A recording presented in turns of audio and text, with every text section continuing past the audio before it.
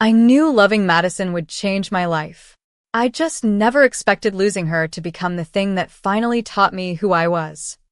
I still remember the night I admitted that to myself, standing alone in my quiet apartment with a cup of coffee growing cold in my hands.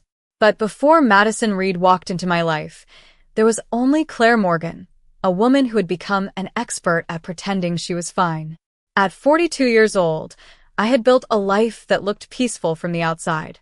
I had a successful career restoring damaged artwork, a beautiful little studio near downtown, and shelves filled with pieces of history waiting for me to bring them back to their former beauty.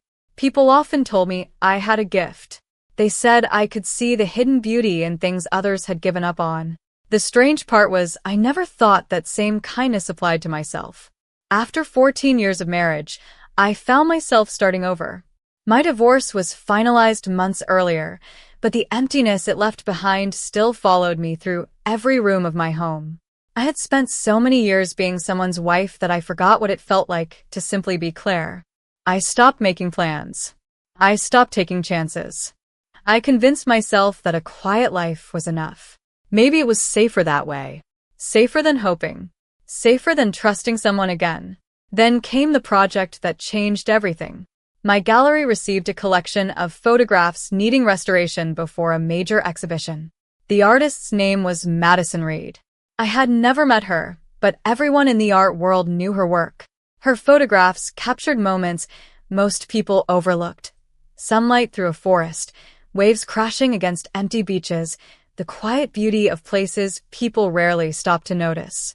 When I first saw her photographs, something about them unsettled me. They felt alive. They reminded me of a part of myself I thought I had lost. A week later, Madison walked into my studio.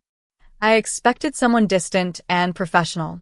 Instead, I met a woman with a warm smile, curious green eyes, and an energy that filled the room before she even said a word. "You must be Claire," she said, extending her hand.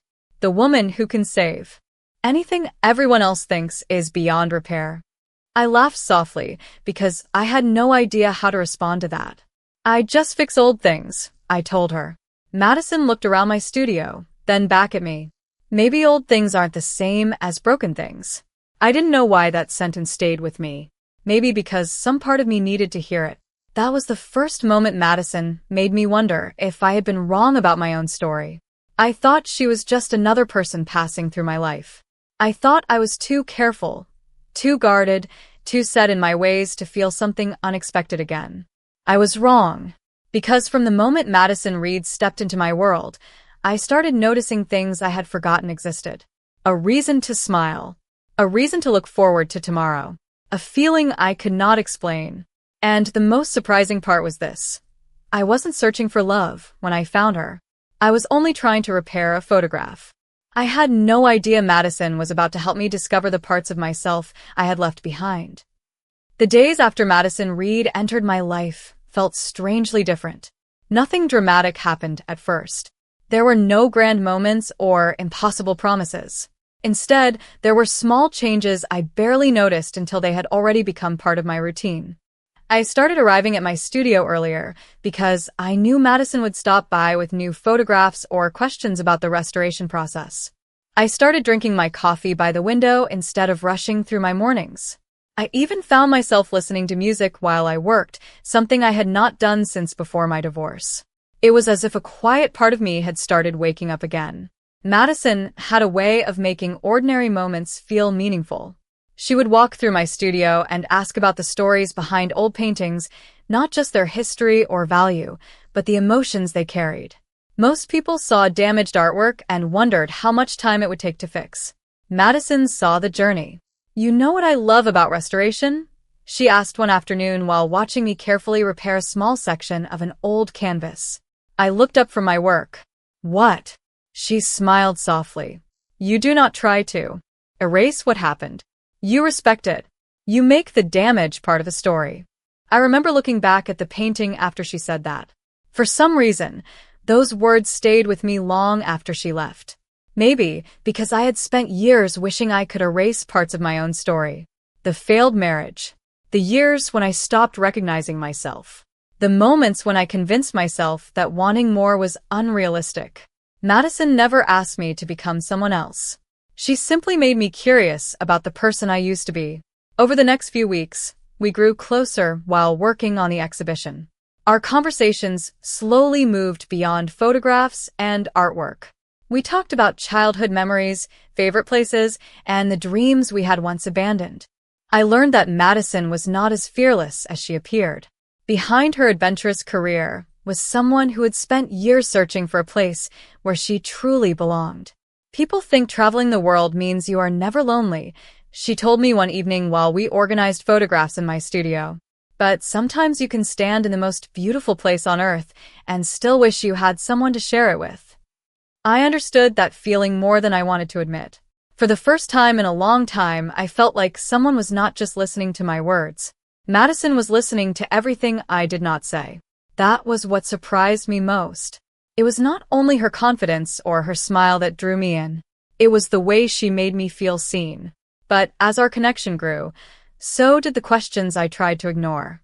Why did I look forward to every message from her? Why did a simple conversation with her make my entire day better? Why did I feel nervous before seeing her, like I was meeting someone important for the first time? I kept telling myself it was only friendship. It was admiration. It was gratitude. Anything except the truth I was afraid to admit. Because after spending so many years protecting my heart, I was beginning to realize something terrifying. I was no longer afraid of being alone. I was afraid of how much I wanted Madison to stay. The closer Madison and I became, the harder it was to pretend that nothing had changed. I tried to convince myself that I was simply grateful to have found someone who understood my work and appreciated the things I cared about. But friendship did not explain why I noticed the little details about her that no one else seemed to see. It did not explain why I remembered the way she laughed at my quiet jokes or why a simple message from her could completely change the mood of my day. Madison had become part of my life so naturally that I almost forgot there was a time when she was not there. One afternoon, while we were preparing photographs for the upcoming exhibition, she asked me a question that caught me off guard. "Claire, when was the last time you did something just because you wanted to?" I looked at her, confused by the question. "I do things all the time," I answered. Madison smiled gently. "No, you do things because they need to be done. That is different." Her words stayed with me, because deep down I knew she was right.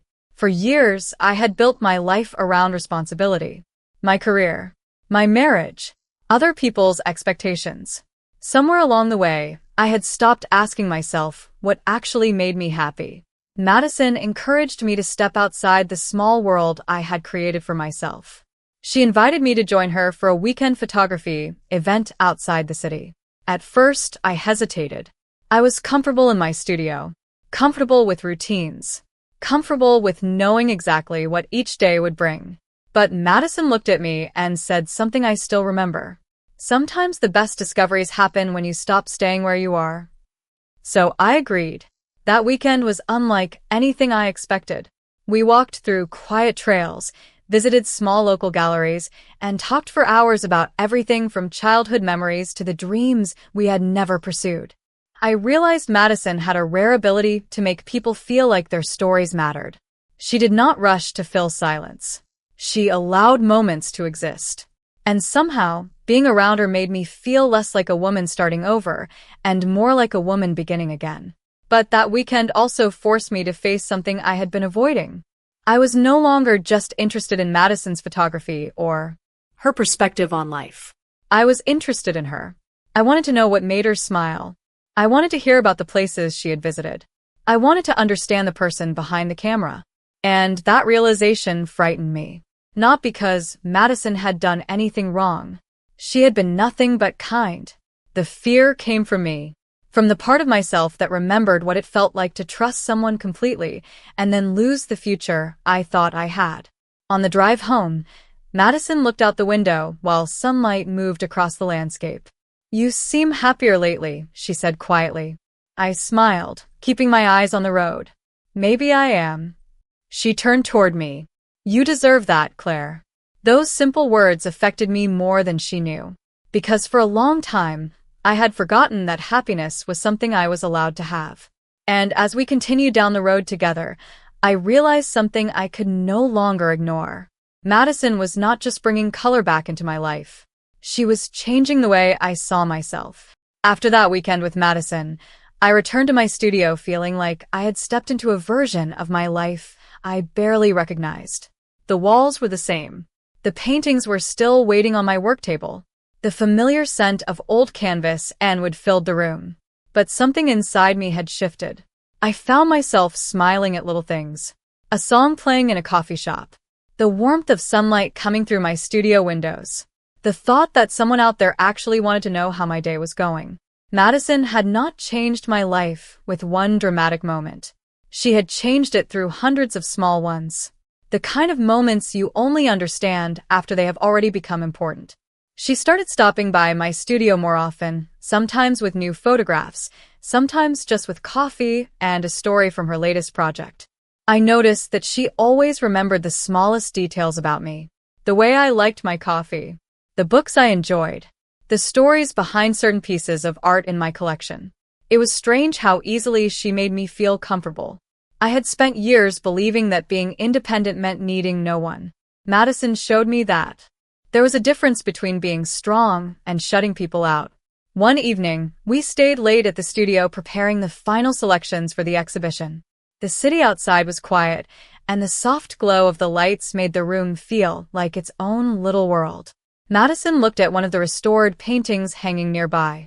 "You really believe every piece has a story, don't you?" she asked. I nodded. "이도." She looked thoughtful for a moment. "I think people are the same way."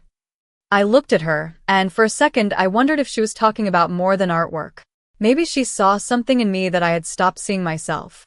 That night, we talked longer than usual. We talked about fears, dreams, and the moments that shaped who we became. Madison told me about the pressure she felt to always appear confident because everyone expected her to have everything figured out. I was surprised. She seemed so certain, so comfortable in her own skin. But beneath that confidence was someone who also wondered if she was enough. "Everyone thinks I am fearless," she said with a small laugh. "The truth is, I just learned how to keep moving even when I am uncertain." I understood that more than she knew, because I had been doing the opposite. I had stopped moving because uncertainty felt too dangerous. As the night came to an end, Madison stood near the door and smiled. "I am glad I met you, Claire." Such a simple sentence. But it stayed with me long after she left. I stood alone in my studio, surrounded by paintings that had survived years of change, and I realized something important. Maybe I was not afraid of starting over. Maybe I was afraid of admitting that I wanted something new. And Madison was becoming the one person who made that possibility feel real. The days leading up to the exhibition became some of the most memorable days of my life, although I did not understand why at the time. Looking back now, I realized that I was slowly allowing Madison into places in my heart that had been closed for years. I was not making a decision. I was not planning it. It simply happened through quiet conversations, shared moments, and the comfort of being around someone who made me feel completely understood. Madison had a way of bringing out parts of me I thought were gone forever. She convinced me to attend small events, meet new people, and step outside the routines I had created after my divorce. At first, I told myself I was only doing it because she asked, but eventually I started doing those things because I wanted to. One Friday evening, Madison invited me to a local photography gathering where several artists were displaying their work. Normally, I would have found a reason to decline. Crowded rooms and unfamiliar conversations had never been my favorite things. But when Madison looked at me and said, "I think you would love this," I found myself saying yes before I could overthink it. The event was filled with creativity and conversation. Madison introduced me to people who admired her work, and I noticed something that surprised me. She never talked about herself as if she were more important than anyone else. She listened. She asked questions. She made people feel valued. Watching her reminded me why I had been drawn to her in the first place.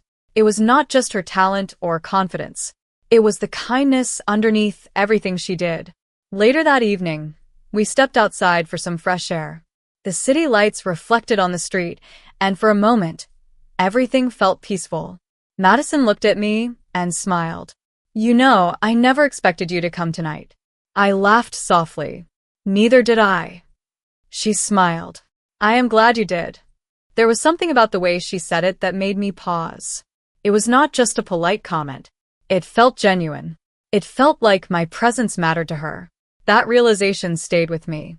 On the drive home, I found myself thinking about how different my life felt compared to just a few months earlier. I had spent so long believing that change was something to fear. But Madison showed me that change could also mean discovering something beautiful. Still, a small voice inside me kept asking questions I did not want to answer. What happens when someone becomes important to you? What happens when you start imagining them being part of your future? Those questions were easier to ignore when Madison was simply a friend. But lately, friendship no longer felt like the whole story. The truth was becoming harder to hide from myself. Madison had become the person I wanted to tell about my day. The person I wanted to see when something exciting happened. The person whose opinion mattered more than I expected. And the more I tried to convince myself that it was nothing unusual, the more I realized something I could no longer deny. Madison was not just bringing happiness back into my life. She was becoming a reason for it. The exhibition was only a few weeks away, and my studio had become a place filled with both excitement and uncertainty. Every day brought new tasks, but somehow the busiest moments were also the ones I looked forward to the most because Madison was always there. She had become part of my daily rhythm in a way I never expected. I would hear the sound of the studio door opening and immediately know it was her before I even looked up. That small feeling of happiness surprised me every time. I had spent so many years believing that life after 40 was about accepting what you had and stopping yourself from wanting more. Madison challenged that belief without ever trying to. She simply lived with a sense of curiosity that reminded me there was still so much waiting to be discovered. One afternoon, while we were organizing the final photographs for the exhibition, Madison noticed an old painting sitting on a shelf in the corner of my studio. "You have had that piece for years, haven't you?" she asked. I nodded. "Yes. It was one of the first things I restored when I started my career." She studied the painting carefully. "Why have you never displayed it?" I smiled slightly. "Because it is not perfect." Madison looked at me with a thoughtful expression. Maybe perfection is not the point. Her words felt familiar, almost like something she had been trying to teach me since the day we met. I looked at the painting again and wondered how many things I had hidden away simply because they carried signs of the past. That evening, Madison and I stayed late at the studio. The exhibition plans were almost complete, and for the first time in months, I felt proud of something beyond my work. I felt proud that I had allowed myself to experience life again. We talked while cleaning up, and somehow the conversation turned toward relationships. Madison asked me what I thought love was supposed to feel like. I paused because I honestly did not know how to answer. "I think I used to believe love meant finding someone who completed you," I said. "Now I think it means finding someone who encourages you to become more yourself." Madison smiled. "That is probably the healthiest answer I have ever heard." I laughed. "That sounds like you are surprised." "Maybe a little," she admitted. "Most people talk about love like they are trying to escape something. You talk about it like it is a place where you can grow." I looked away, suddenly feeling more exposed than I expected. Madison had a way of noticing things about me that I had never said out loud. When I finally looked back at her, I saw the same kindness that had drawn me in from the beginning. For a moment, neither of us spoke. It was not uncomfortable. It was just a quiet moment where everything felt understood. Then Madison smiled and changed the subject, asking about the final exhibition details. But that moment stayed with me, because I realized something important. I was no longer only afraid of losing myself in another person. I was beginning to understand that the right person could help me find myself again. And Madison was becoming someone I could no longer imagine my life without. The closer we got to the exhibition, the more I noticed how much Madison had become a part of my everyday life. I no longer thought of her as someone who simply visited my studio for a project. She had become the person I shared my thoughts with, the person who made ordinary days feel meaningful. And that realization was both comforting and terrifying. I had spent years building walls around my emotions without even realizing it. Madison never tried to break those walls down. She simply stood there patiently, showing me that maybe I did not need them anymore. A few days before the exhibition opening, we spent an entire afternoon reviewing the final photographs and restoration pieces. The studio was filled with soft music, warm afternoon light, and the quiet feeling that something important was about to happen. Madison looked more excited than nervous, while I found myself worrying about every small detail. "You know you are allowed to enjoy this, right?" she said with a smile. I looked up from my notes. "I am enjoying it." She raised an eyebrow. "You are analyzing it. That is different." I laughed because she was right. Madison always seemed to understand me before I even understood myself. She noticed when I was overthinking. She noticed when I was hiding behind work. She noticed when I needed someone to remind me that life was not just about getting everything right. The night before the exhibition, Madison and I stayed late to finish preparing the final display. When everything was finally ready, we stood in the middle of the empty gallery and looked around. The room that had once been filled with unfinished pieces was now filled with stories. "You did this," Madison said. I shook my head. "We did this." She smiled. "That is exactly what I mean about you. You always make everything about everyone else." Her words made me quiet because I knew there was truth in them. For so long, I had measured my value by what I could provide for others. My work, my support, my ability to keep everything together. But Madison made me wonder what it would feel like to simply be appreciated for who I was. Not for what I could fix. Not for what I could offer. Just me. After we locked the gallery for the night, we walked outside into the cool evening air. The streets were calm, and the city lights reflected around us. Madison stopped for a moment and looked at me. "Claire, can I ask you something?" I nodded. "Why do you always seem surprised when someone cares about you?" The question caught me completely off guard. I wanted to answer quickly, but I could not. Because deep down, I knew the answer. Somewhere along the way, I had forgotten what it felt like to believe I was worth choosing. Madison did not say anything else. She did not need to. Her kindness was already the answer. As I drove home that night, I realized the biggest change was not that someone new had entered my life. The biggest change was that I was finally allowing myself to believe I deserved something beautiful again. The morning of the exhibition arrived faster than I expected. For weeks, Madison and I had prepared every detail, but when I finally stood inside the gallery and watched people walk through the doors, I felt a strange mix of excitement and fear. This project had started as a professional opportunity, but somewhere along the way, it had become something much more personal. Every photograph on the wall reminded me of the conversations we shared, the moments we laughed, and the way Madison had slowly changed the way I looked at my own life. The gallery was filled with people admiring Madison's work and asking questions about the meaning behind each image. I watched her explain her creative process with such passion that I could not help but smile. She was completely herself, confident, curious, and genuine. I realized that was one of the things I admired most about her. Madison did not try to impress people. She simply allowed them to see who she was. During the event, several guests complimented the restoration work I had done. Normally, I would have politely accepted and moved on. But that evening felt different. For the first time in a long time, I allowed myself to feel proud. Not because someone else recognized me, but because I finally recognized myself. Later that night, after the guests had left, Madison and I walked through the quiet gallery together. The empty space felt peaceful after hours of conversation and celebration. She stopped in front of one of the restored pieces and looked at it carefully. "This one is my favorite," she said. I smiled. "Really? I thought you preferred the photographs." Madison looked at me. "Ida. But this one reminds me of something." "What?" I asked. She paused for a moment. "That beauty does not disappear just because something has been through change." I felt those words more deeply than she probably realized, because I knew she was not only talking about artwork. She was talking about me. On the drive home, I kept thinking about that moment. Madison had a way of making me see things differently.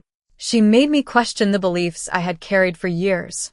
The belief that starting over meant failure. The belief that being alone was easier than risking disappointment. The belief that certain parts of life were already over. But there was another feeling growing inside me, one I could no longer ignore. I was becoming attached to her. Not just the time we spent together. Not just the conversations or the laughter. I cared about her happiness. I cared about her dreams. I cared about the small details that made her who she was. And that realization brought back an old fear. Because wanting someone in your life also means accepting that they could leave it. The next morning, I arrived at my studio and found a message from Madison waiting for me. She wanted to talk. I stared at the screen longer than I should have. A simple message should not have made my heart feel so uncertain. But somehow I knew something was about to change. And for the first time in years, I was not sure if I was ready for what came next. When I saw Madison's message, I spent several minutes staring at my phone before answering. A simple conversation should not have made me feel so nervous, but I knew why it did. Somewhere along the way, Madison had become someone whose opinion mattered to me more than I wanted to admit.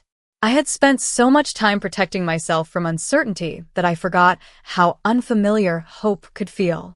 We decided to meet at a small coffee shop near the gallery, the same place where Madison and I had first talked about the exhibition.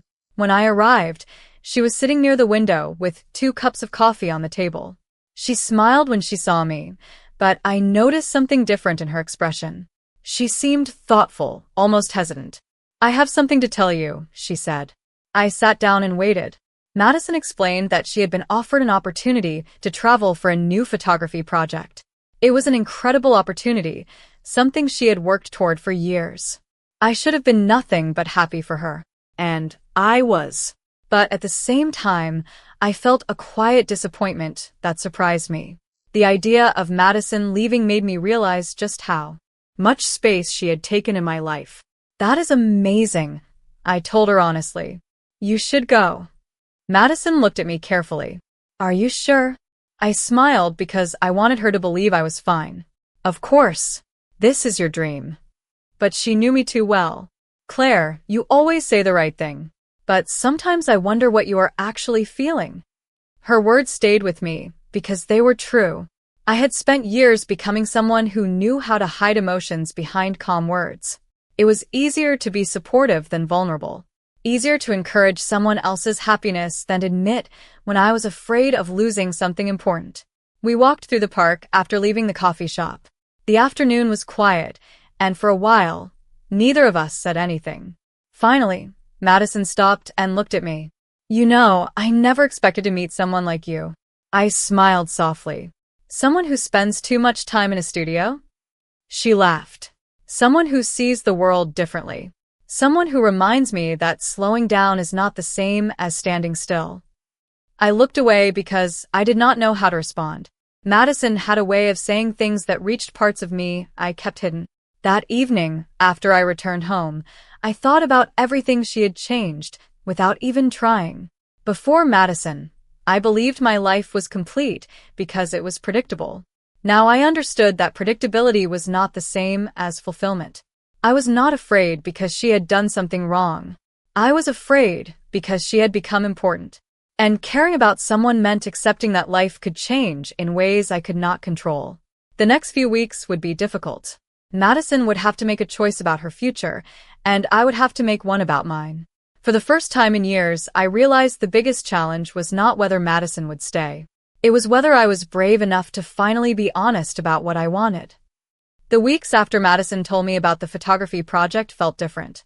Nothing had changed between us, but somehow everything felt more fragile. I found myself paying attention to moments I would have ignored before. The way she smiled when she talked about her work. The excitement in her voice when she described places she wanted to photograph. The way she always found beauty in things most people walked past without noticing. I wanted to be happy for her because I truly was. Madison deserved every opportunity that came her way. But I also had to admit something I had been avoiding. I was afraid of what her leaving would mean for me. For so long, I had been focused on rebuilding my own life that I never considered someone else might become part of it. Madison had arrived unexpectedly, and now the thought of my days without her felt strangely empty. One afternoon, while we were organizing the final paperwork for the exhibition, I noticed Madison seemed quieter than usual. "Are you okay?" I asked. She smiled slightly. "I was about to ask you the same thing." I laughed softly, because she always seemed to notice when I was trying to hide something. Madison explained that she had not made a final decision about the photography project yet. The opportunity meant traveling across several states for months, documenting landscapes and communities she had always wanted to explore. It was the kind of project that could change her career. "You should do it," I said. "I mean that." Madison looked at me for a moment. "You always support everyone else. But do you ever ask yourself what you want?" Her question stayed with me, because the honest answer was difficult. I wanted Madison to be happy. I wanted her to follow her dreams. But I also wanted to know that I mattered to her in the same way she mattered to me. That was a feeling I was not used to admitting. After my divorce, I had convinced myself that needing someone was a weakness. I believed independence meant never depending on anyone emotionally. Madison showed me a different kind of strength. The strength to be honest. The strength to let someone see you completely. That evening, we sat outside my studio and watched the city lights come on one by one. It was one of those quiet moments where nothing extraordinary happened, but somehow it became unforgettable. "Claire," Madison said softly, "you ever think about what your life would look like if you stopped being afraid?" I smiled because I knew she was asking more than a simple question. I looked at the street ahead and thought about the woman I had been before meeting her. A woman who was careful. A woman who avoided disappointment by avoiding possibilities. "I think I am still figuring that out," I admitted. Madison nodded. "Maybe that is okay." Those words gave me comfort, because maybe I did not need every answer immediately. Maybe starting again was not about knowing exactly where I would end up. Maybe it was about being willing to take the next step. And as I watched Madison beside me, I realized the biggest risk was not caring about someone who might leave. The biggest risk was closing myself off from something beautiful because I was afraid of change. The days that followed were some of the most confusing and meaningful days I had experienced in years. Madison and I continued preparing for her upcoming journey, but there was a quiet distance between us that had not been there before. It was not because we were angry or because something had changed between us. It was because we were both aware that a decision was approaching, and neither of us knew what the future would look like. I noticed Madison becoming more thoughtful. She still smiled. She still made jokes. She still brought the same warmth into my studio.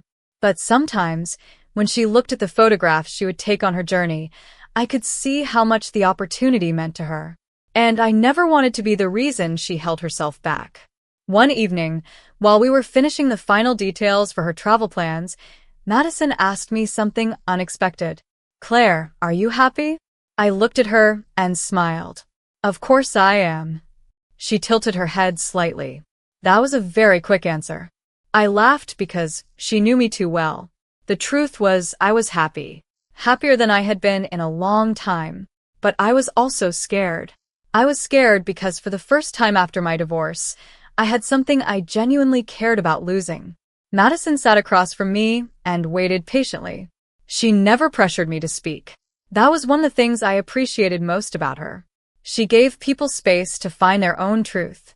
"I think I forgot how to want things," I finally admitted. Madison's expression softened. "What do you mean?" I looked around my studio, at the paintings and photographs surrounding us. For years, I only focused on what I was supposed to do. I stopped asking what I actually wanted. I think I convinced myself that wanting less meant I could not be disappointed. Madison was quiet for a moment. Then she said, "Claire, protecting yourself from disappointment also means protecting yourself from happiness." Her words stayed with me because they felt like something I had known deep down, but never wanted to face. That night, after Madison left, I walked through my studio and looked at everything differently. The paintings I had restored, the pieces I had saved, the stories behind every imperfect detail. I realized I had spent years believing that damage was something to hide. But every restored piece carried proof that change did not erase value. Maybe people were the same. Maybe I was not someone who needed to be fixed. Maybe I was someone who had simply changed. A few days later, Madison came to my studio with her final decision. I knew the conversation would matter before she even said a word. She stood near the window, holding the folder containing her travel plans. "I accepted the project," she said. I smiled because even though my heart felt heavy, I was truly happy for her. "I knew you would." Madison looked at me carefully. "But there's something else I need you to know." I waited. And in that moment, I realized the future was changing. But maybe change was not something to fear anymore. Maybe it was something I had finally learned to welcome. Madison's words stayed with me long after she finished speaking. She had accepted the photography project, and for the first time, the reality of her leaving felt real. I knew this was an incredible opportunity for her. I knew she deserved to follow the dream she had worked toward for years. But knowing something was right did not make it easy. Madison looked at me with the same honesty she had always shown me. "There is something else I need you to know," she said. I waited, trying not to let my emotions take over. She took a quiet breath and smiled softly. "I was afraid to tell you because I did not want you to feel like you had to make a choice for me." I looked at her, confused. "A choice?" Madison nodded. "Between being happy for me and admitting that this is difficult for you." Her words touched something inside me because she understood exactly what I had been trying to hide. I had spent so much time trying to be the person who never needed anything from anyone, the person who always said everything was fine. But Madison had shown me that honesty was not a weakness. It was a way of allowing someone to truly know you. "I am happy for you," I said quietly. "I really am." Madison smiled. "I know, but I am also going to miss you." Saying those words felt strangely freeing. It was simple. It was honest. And it was something I would not have been brave enough to say months earlier. Madison looked down for a moment, then back at me. "I am going to miss you too." The room became quiet. Not an uncomfortable silence. A meaningful one. The kind where both people understand that something important has been said. We spent the rest of the evening talking about the future. Not making promises we could not keep. Not pretending everything would stay exactly the same. Just two people being honest about what mattered. Madison told me about the places she hoped to photograph. I told her about new restoration projects I wanted to explore. For the first time, the idea of distance did not feel like an ending. It felt like a new chapter. A few days later, I helped Madison prepare for her trip. We organized equipment, reviewed schedules, and talked about all the things she hoped to discover. But beneath all those conversations was something neither of us needed to say out loud. We had become important to each other. When the day finally came for Madison to leave, I stood with her outside the studio. I expected sadness to take over, but instead, I felt grateful. Grateful that I had met someone who reminded me that my heart was still capable of opening. Grateful that I had experienced something I thought I had lost forever. Madison smiled and said, "Promise me something." "What?" I asked. "Do not go back to the person you were before we met." I smiled because I knew exactly what she meant. I had spent years surviving. Now I was learning how to live again. As I watched Madison walk away, I realized something important. Sometimes the people who change our lives do not arrive to stay exactly as we expect. Sometimes they arrive to remind us who we are, and then they give us the courage to keep becoming that person. Months passed after Madison left for her photography project, and I was surprised by how much life continued to change. Before meeting her, I thought change meant losing something. I thought every new beginning required leaving something important behind. But Madison taught me that some connections do not disappear just because life takes people in different directions. They become part of who you are. My days at the studio returned to a familiar rhythm, but I was not the same person who had been sitting there months earlier, convinced that her best days were already behind her. I started saying yes to things I would have once avoided. I visited new places. I reconnected with old friends. I began creating artwork of my own instead of only restoring the work of others. For the first time in years, I was not simply preserving the beauty that already existed. I was creating something new. Madison and I stayed in touch throughout our journey. We shared messages about our days, photographs of places we had never seen before, and stories about the small moments that made us smile. Distance was not always easy, but it gave us something unexpected. It gave us the chance to understand what our connection truly meant. I realized that what I felt for Madison was not based on needing someone to complete me. It was based on finding someone who encouraged me to become more fully myself. One afternoon, while working on a new restoration project, I received a message from Madison. She told me she was returning to town soon and wanted to visit the studio. I read that message several times, feeling a happiness I could not hide. When Madison finally walked through the studio doors again, everything felt familiar and different at the same time. She looked the same, but we had both changed. We had both grown. She looked around the studio and smiled. "You changed things." I laughed. "A few things." She noticed the new artwork on the walls, the rearranged space, and the projects I had started for myself. "I like it," she said. "It feels more like you." That sentence meant more than she realized, because that was exactly what had happened. I had spent years trying to become the person everyone else needed. Madison helped me remember the person I had always been. We spent the afternoon talking about everything that had happened while we were apart. The places she visited, the lessons she learned, the things I discovered about myself. Eventually, we found ourselves sitting quietly in the studio, surrounded by the artwork that had brought us together. Madison looked at me and smiled. "Do you remember when we first met?" I laughed. "You mean when you told me I could save anything people thought was beyond repair?" She smiled. "I still believe that." I looked around the studio and then back at her. For so long, I believed I needed someone to fix the broken parts of my life. But I was wrong. What I needed was someone who reminded me that I was never broken. I was simply becoming someone new. And as Madison sat beside me again, I understood the truth I had been searching for all along. The most beautiful changes in life are not the ones that erase our past. They are the ones that help us finally appreciate everything that brought us here.